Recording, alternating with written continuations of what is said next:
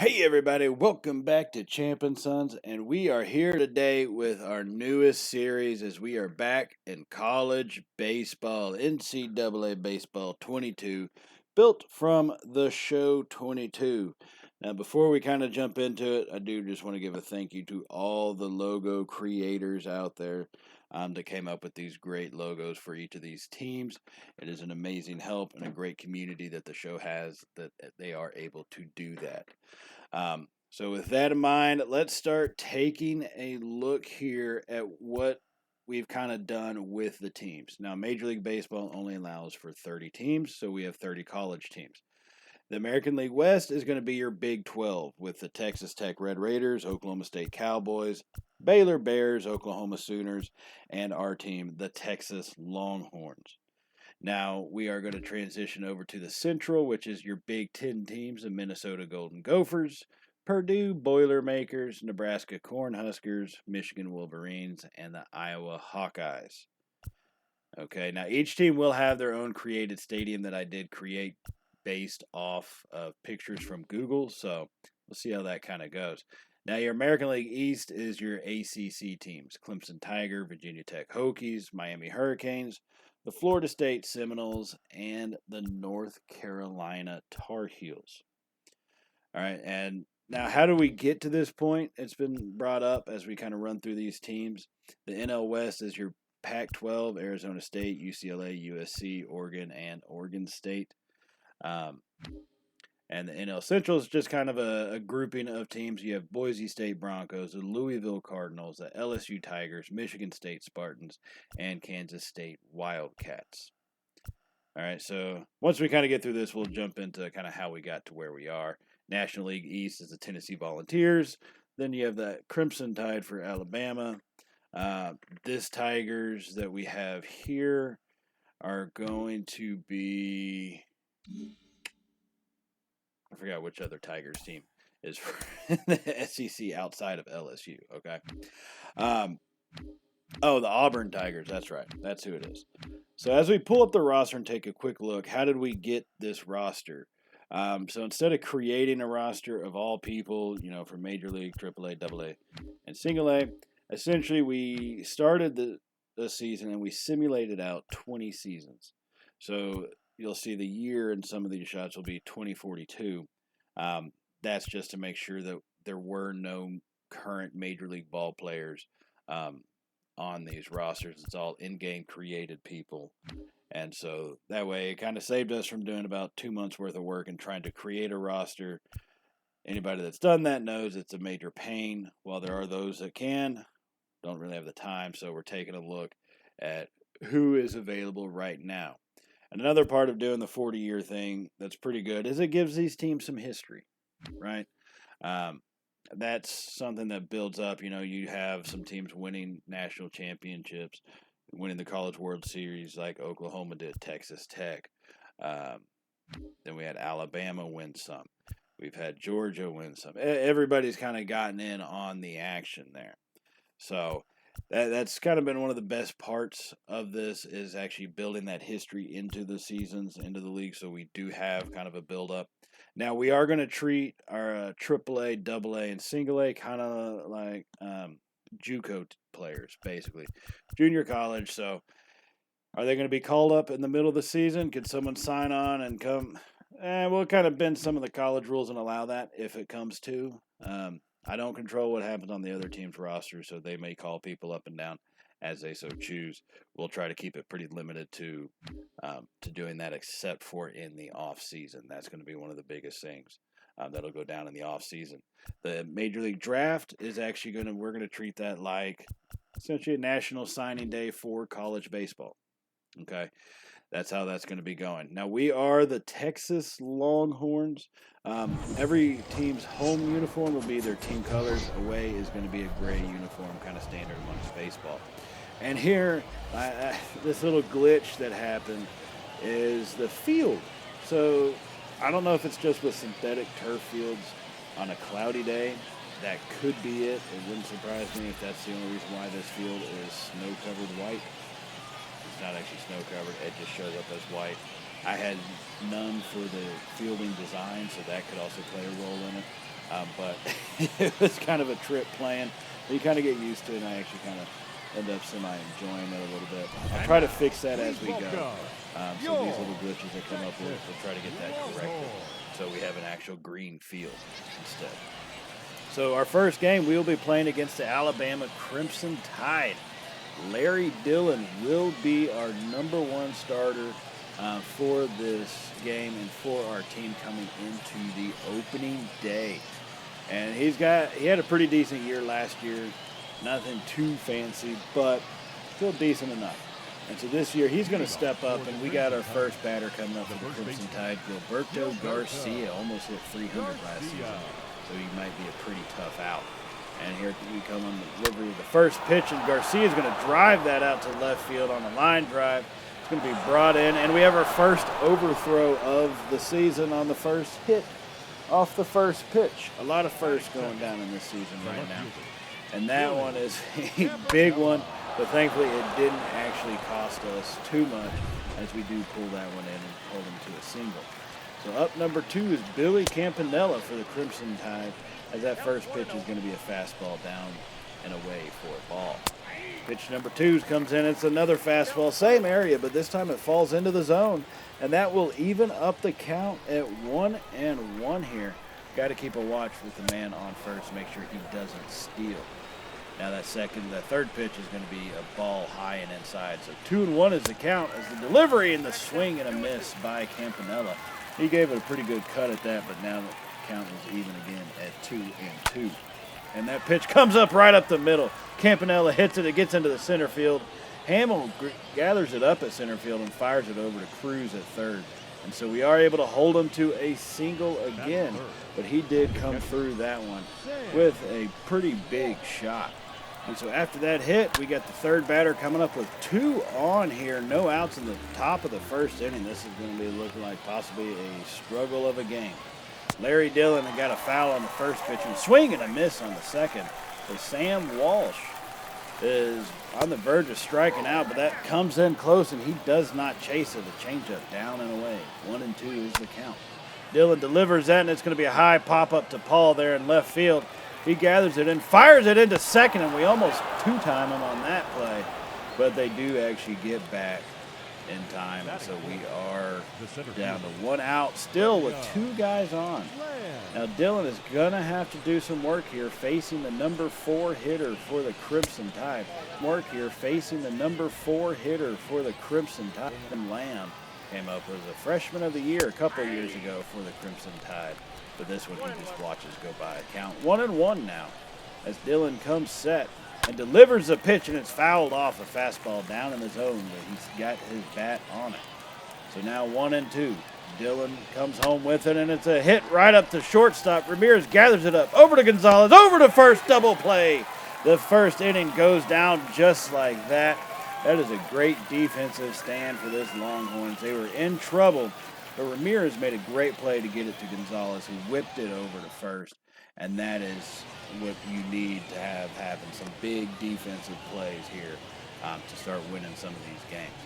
Now Manny Espinoza, he'll be taking the bump for the Crimson Tide to start this season out for him. And he also had a decent season last year. His ERA is a little bit higher than you generally want at about 4.02. But overall, pretty good year.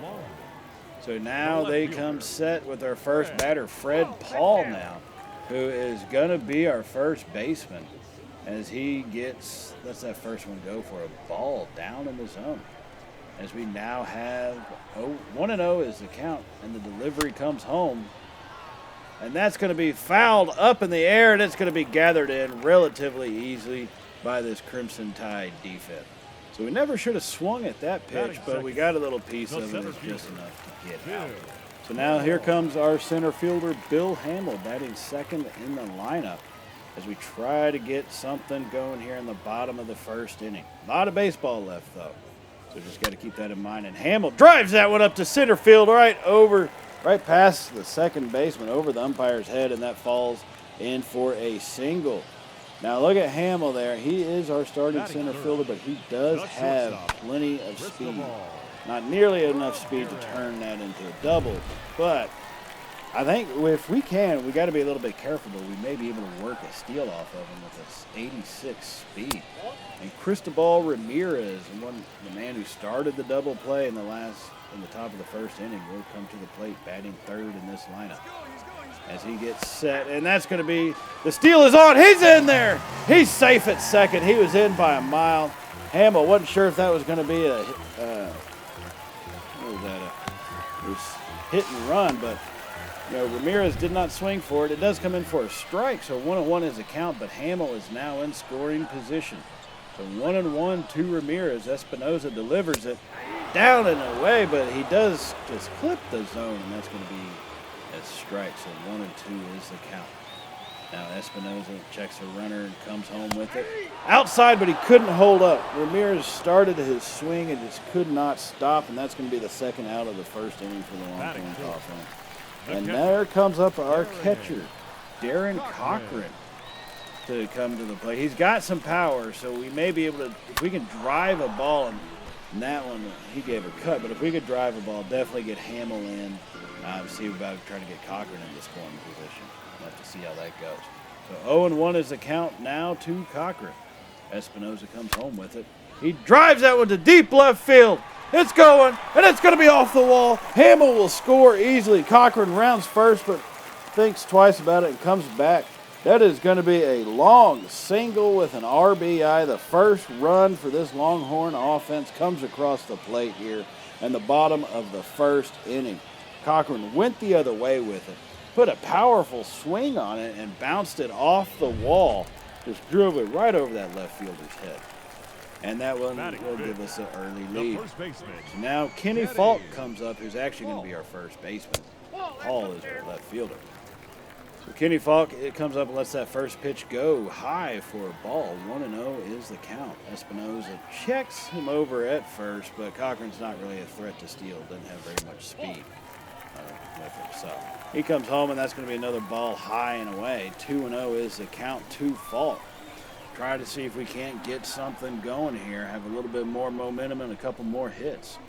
2-0 is the count. Falk drives that one deep to center field. They're chasing it, and it's going to be actually a lot shorter than what I thought it was going to be. So that one will end the first inning. But Cochran strikes first on the single off the wall. Hamill comes home to score after the stolen base, and we have got the early lead 1-0 here in Austin against the Crimson Tide. So now we're going to move on up to the top of the fifth inning. Dillon still maintaining a 1-0 lead and pitching excellently. And he gets his man to fly out to right field rather quickly. He had an 0-2 count, flew out to right, and that's going to be the first out of the inning for the Crimson Tide offense. So Dillon now coming set to face Mark Lopez, who's 0 for 1 on the afternoon. The first pitch is going to be a fastball away, but it will be a strike. So 0-1 is the count.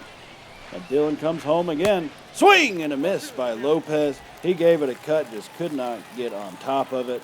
And that's going to be 0-2 now. So Dillon with the delivery. Swing and a miss again. That's going to be another strikeout for Dillon, his third strikeout of the game. And they've had this Crimson Tide offense on their heels. And look at this reasoning.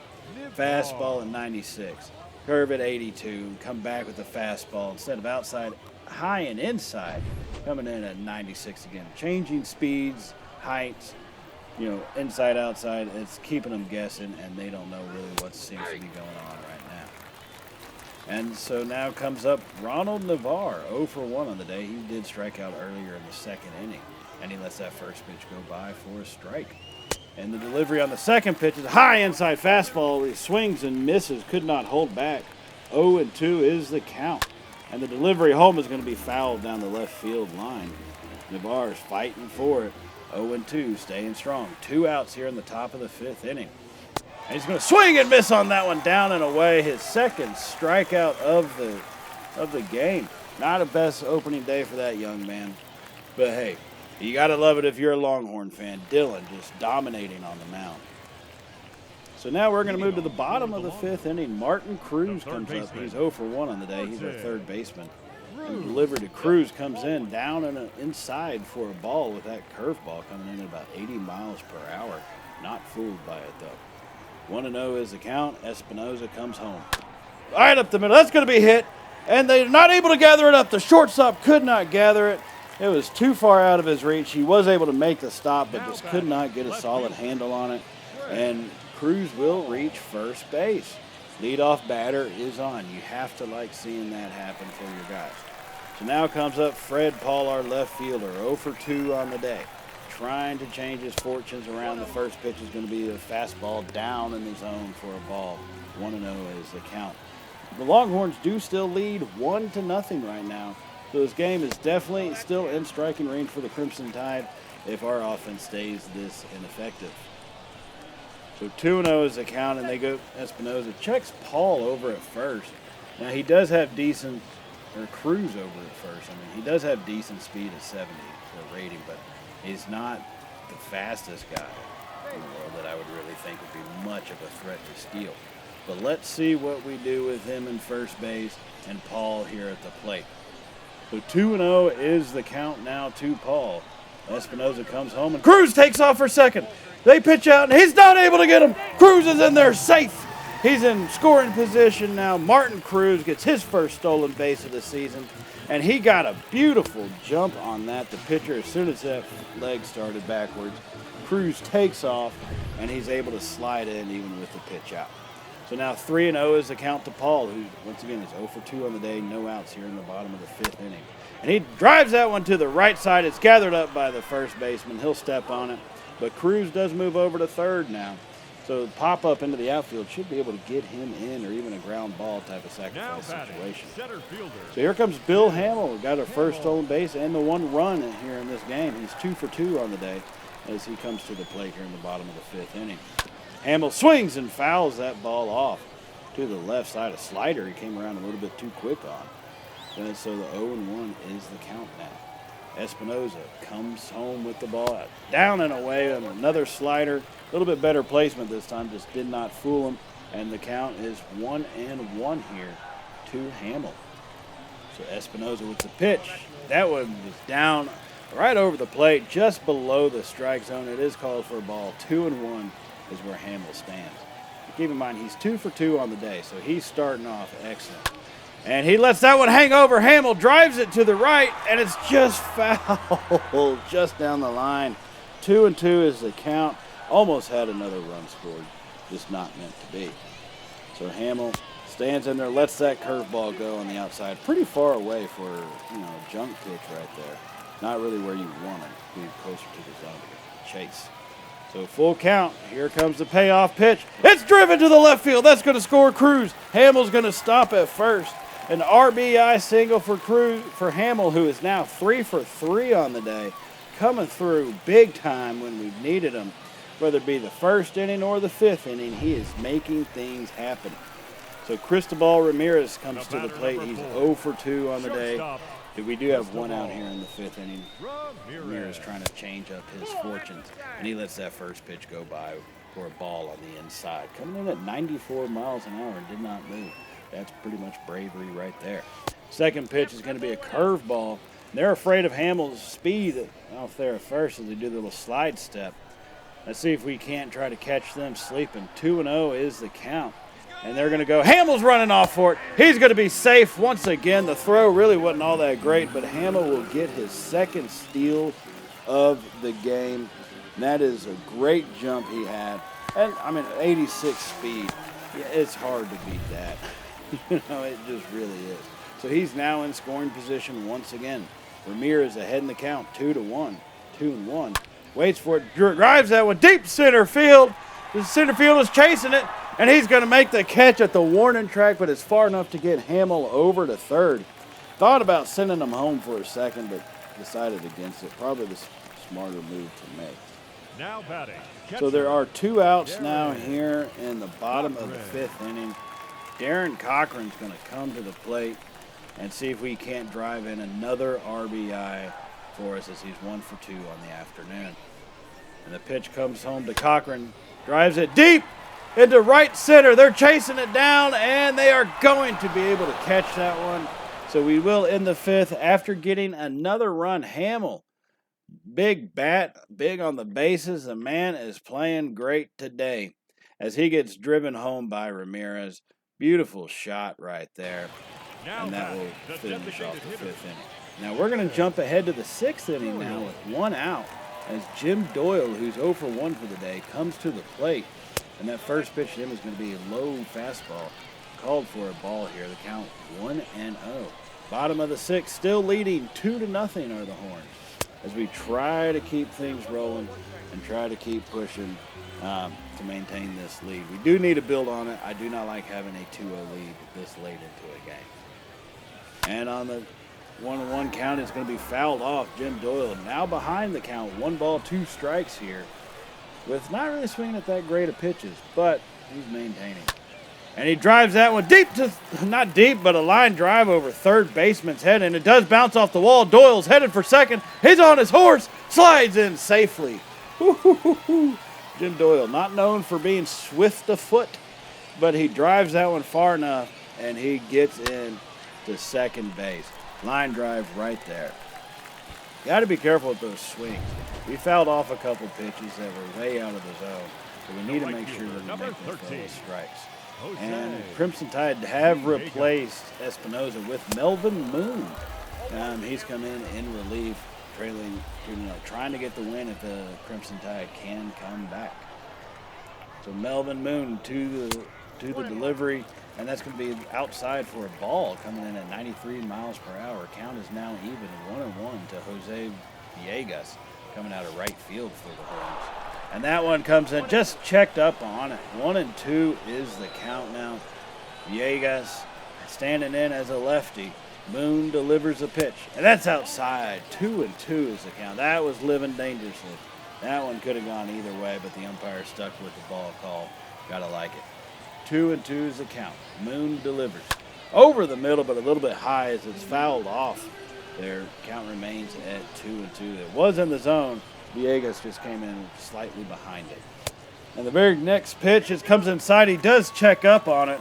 The appeal goes down to third. They do agree with the check call. Got lucky right there. Full count. Payoff pitch. Down in the zone. That splitter fell right out. That is going to be a walk as he does get over to first. Now Mark Gonzalez steps up. He's our second baseman. Helped us turn that double play in the middle of first. That stopped the Crimson Tide rally. So Mark Gonzalez 0 for 2 on the afternoon with 1 out here in the bottom of the 6th. 2 men on, trying to get something started. First pitch will be a fastball on the outside for a ball. 1-0 is the count to Gonzalez as he stands in the box. Moon delivers a pitch. Outside and high. It looks like he's having some slight control problems. Gonzalez is not falling for those pitches like some of our other guys have been. 2-0. The count to Gonzalez now.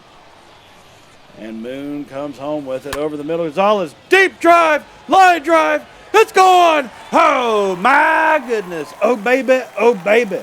Gonzalez comes over the 358-foot blast over the wall. And that's going to give the Horns a 5-0 lead. A line drive shot over left field.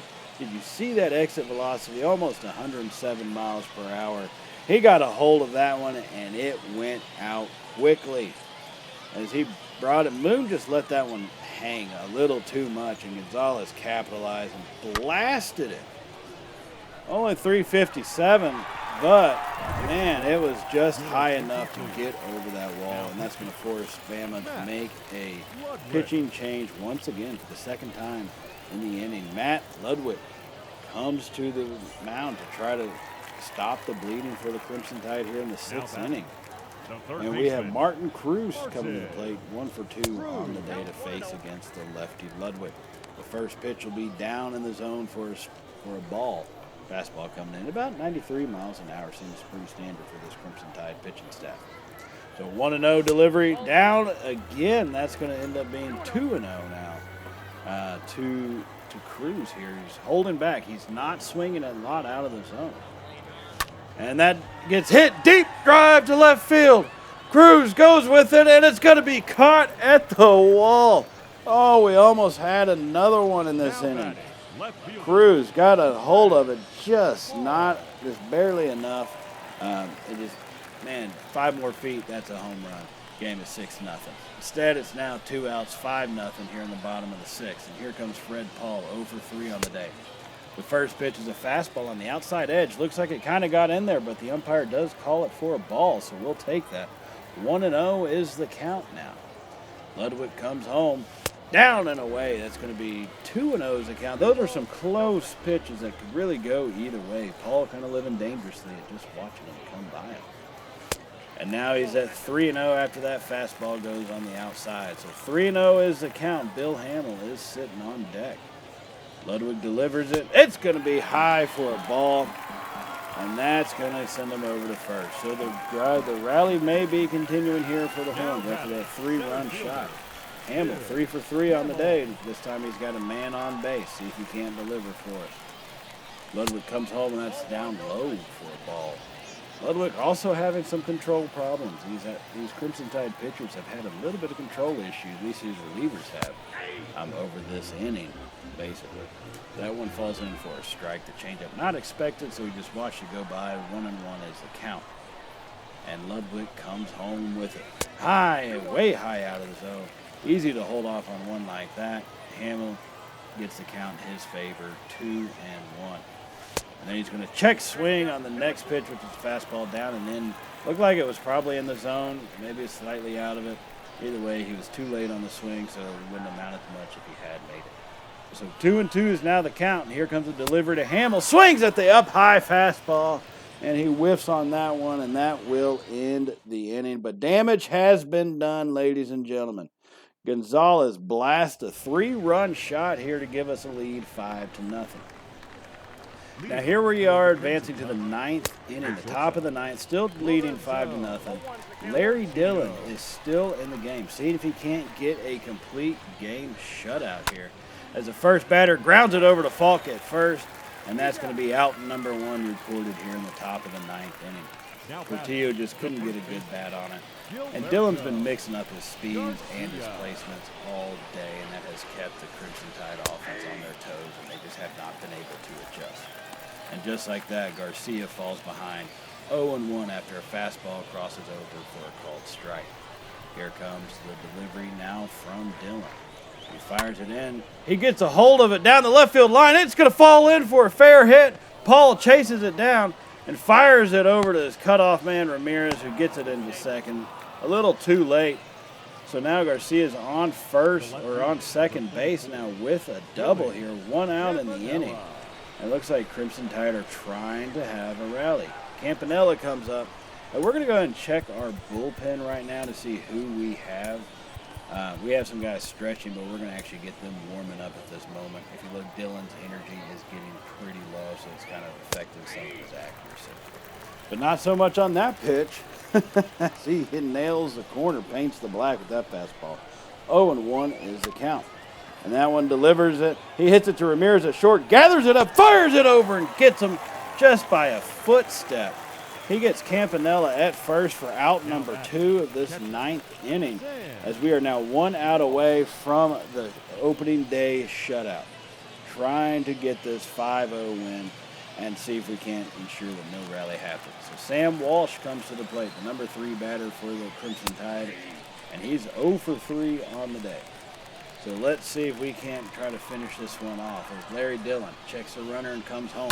He fires on it and gets hit right up the middle. Ramirez just couldn't gather it. Looks like he made a dive a second too late and actually went over the ball slightly. But he's not able to come up with it, so they will score on that one. It is now 5-1, the Longhorn lead over Alabama. And then here comes the next batter, William Lamb, batting out of the cleanup spot. Struggled today. He's 0 for 3 on the afternoon. And that second pitch he watches go by for a strike. The count is 1-1 to Lamb. So Dillon comes home with it, down and away from the fastball. It's an easy ball call. 2-1 is the count. We need to make sure to not let him get on base. He doesn't have much energy left, but if we can finish with Dillon, I want to. But if I have to, I will put someone else in. So 2-2 is the count. Delivers it. He's going to hit a grounder right up to Gonzalez, who fires it over to Ramirez. That's your ball game, ladies and gentlemen. A 5-1 win for the Longhorns to start this season. Beautiful pitching performance by Dillon. We'll see if he can't hold up that type of performance for the rest of the season. Hamill, excellent in the batting. Overall great performance by this Longhorn team. You got to love seeing that to start a season, especially a full 9-inning performance. So Cochran comes up with a big-time run in the first inning. Hamill gets his. Gonzalez, he nails his 3-run homer. This performance overall, great offense, amazing pitching day. You got to love seeing that from your team. It makes us feel good going into the rest of the season. But once again, there's a lot of baseball left because in MLB The Show, you're not able to change the length of your seasons and franchise. So you'll see 162 games overall. Now, that does remind me after this win to let y'all know to go ahead and hit the subscribe button if you have not already. And if you did like today's video, definitely give us a thumbs up because it really does help out the channel, and we greatly appreciate everything that y'all do for us here at Champ and Sons. So we are going to simulate a pretty good amount for this series. You're going to see probably 8, 9 games or 9 episodes per season, not including the playoffs. So we'll kind of see what happens with that as we go forward. But until then, everybody, join us next time. Thank y'all for joining us today. And so, as always, stay safe. And, well, y'all know how it goes by now, right? Later, y'all.